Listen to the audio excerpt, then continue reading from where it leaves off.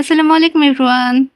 Indubala series বা ইন্দুবালা উপন্যাস যারা দেখেছেন বা পড়েছেন সেখানে কচু বাটা কতটা জনপ্রিয় সেই কচু বাটাটাই আমি আজকে করে দেখাবো। একটি মান কচুর কিছুটা অংশ চার ফালি করে কেটে নিলাম।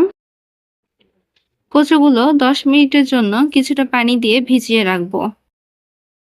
কচু বাটা দেওয়ার জন্য এখানে আমি নিয়েছি 7 থেকে 8টা কাঁচামরিচ, রসুনের কোয়া, কিছুটা সর্ষের দানা। আপনারা এখানে সাদা সর্ষের দানাও নিতে পারেন। এই 4টা ইনগ্রেডিয়েন্টস একসাথে ব্লেন্ড করে নিব।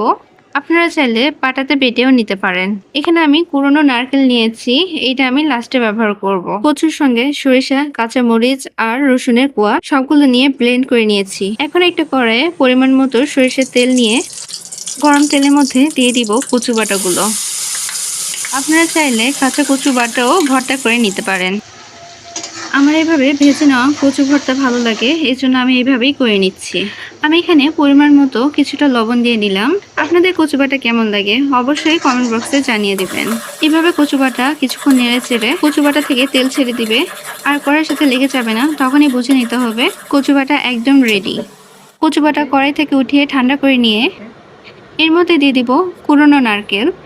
নারকেল দেওয়ার জন্য কিন্তু কচু বাটার স্বাদ দ্বিগুণ পরিমাণে বেড়ে যায়। এখন এর মধ্যে দিয়ে দিব কাঁচা সরিষার তেল। সবগুলো একসঙ্গে হাত দিয়ে ভালো করে মাখিয়ে নিব। এই ভর্তাটা এতটাই মজা, এই জন্যই ইন্দুবালায় এই ভর্তাটা এতটা জনপ্রিয়।